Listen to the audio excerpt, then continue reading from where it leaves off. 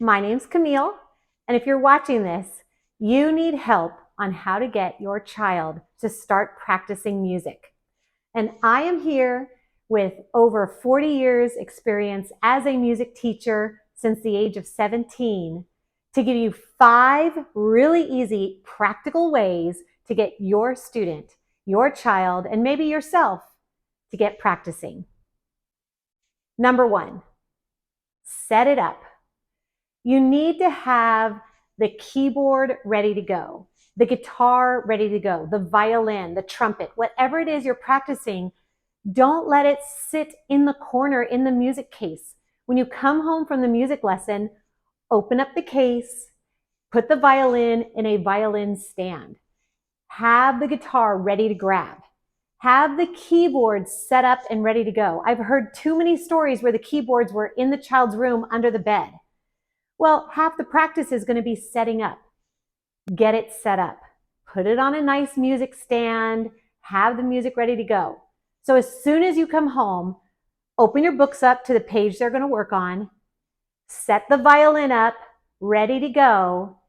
And having it visual reminder there is going to be half the battle. So number 1, set it up. Number 2 is you need to practice every day. This is important. You need to get it in your routine. So one of the funnest ways I do that is you brush your teeth, you put your PJs on, you practice your piece, you say your prayers, you go to bed. And now it's in the evening routine. So it's as simple as that. Or maybe it's in the morning routine. Your daughter's a morning person and gets up ready to go. So before they go to school, they play their piece or their scales or whatever it is they need to do. And it's easy enough to do because it's set up and ready to go. So somehow you got to get it in your daily routine. They have their math homework, they do their flashcards for Spanish, and they practice their song. So number 2, let's get it in the daily rotation.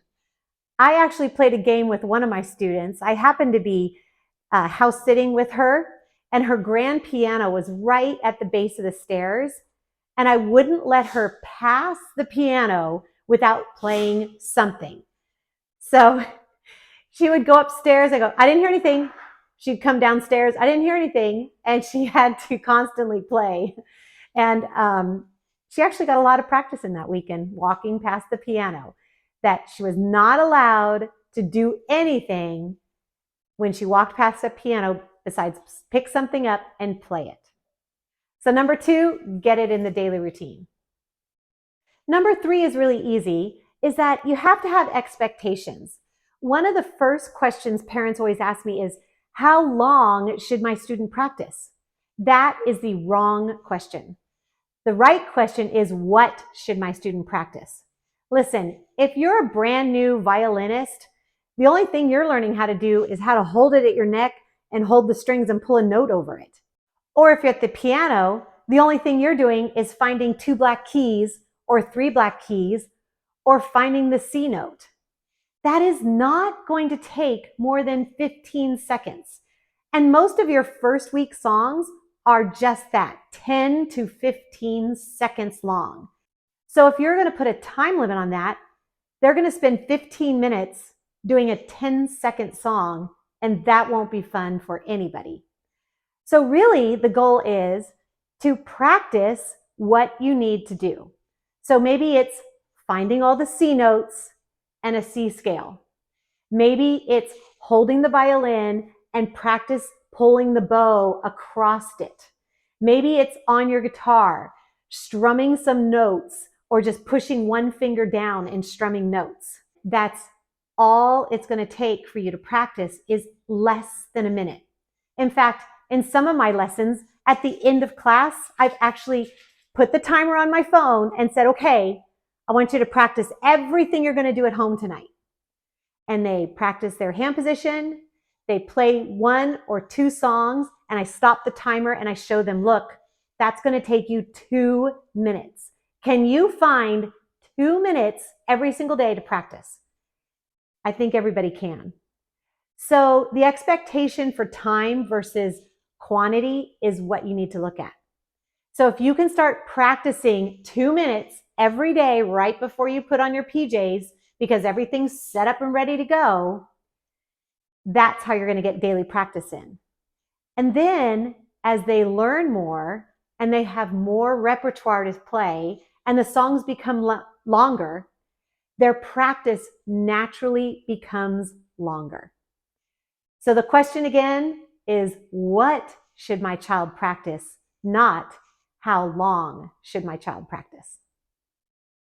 The fourth thing is to have a reward system. So at our studio, we have a practice challenge. So it's in their binders, and they can also get new copies of it every time. But they fill it in with initials or buttons every time they practice. And when they fill the entire sheet out, they get a button that says Practice Champ. And they can get that as many times as they want. But maybe in your home, you have a reward system. I always had a commission chart. So they had a list of commissions they could earn. So if you don't do the work, you don't make the money. So the work could have been dishes, picking up dog poop, making their bed, and practicing their music. And at the end of the week, they got money as a commission for everything they filled out. So that was always a fun chart. Maybe it's a reward system with special time with you. So that special time could be a trip to the beach, to a park. Maybe it's a hike. Maybe it's a special hot chocolate time, like a tea party with hot chocolate, because you know that every child just wants a little time with you. And it'll only take 10, 15 minutes. And not only will your child have a big smile on their face, putting all the marshmallows in their hot chocolate because they practiced all week, you will probably have a really nice emotional joy fill your heart. The other thing we like to do is we have the Musical Ladder Challenge. So the Musical Ladder is actually a franchise that we're part of, and you get rewarded every 3, 6, 9, 12, 24, every couple months.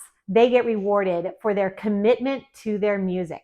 So the longer you stay, the more rewards, the more bracelets, the more buttons, the more trophies. They have a reward system that they can look forward to over and over again. And the fifth thing I want to share with you is you got to sign up for recitals. You have to have a goal in mind so you can accomplish something.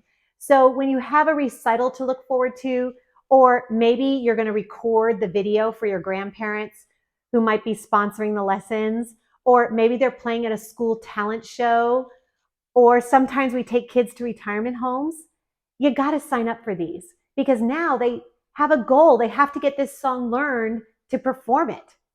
And a lot of people say, oh, they're too scared to do the recitals. Well, it's always the fear of the unknown. You know that the fear comes in because they don't know what it is. They've never been to one, or maybe you've shared your experience in past recitals. I like our recitals to be stress-free and fun. I will do whatever it takes to get that student on stage. I'll hold their hand and walk them out. I will sit next to them. I will put a hand on their shoulder. I will call their name, and if they shake their head, I pass them. I will not ever force a child to go on stage and perform. But 99% of the time, I have always been able to get that student up on stage performing and realize it was so much fun, they look forward to doing it again.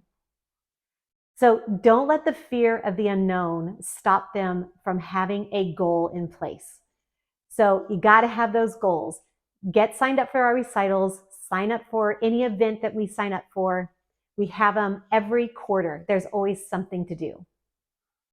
So with these 5 things, set up a practice area, practice every day, get it in your schedule, time versus material, just get practice in every day, have some sort of reward or commission schedule, and have goals set in place. Have those recitals signed up, ready to go. If you do these 5 things, I guarantee that practice will not be an issue in your house. In fact, you may need to ask them to take a break. That's all I'm saying. So this is Camille. I hope I've inspired you, and I look forward to hearing your success stories in the comments below. Bye. If you like the sound of music all around.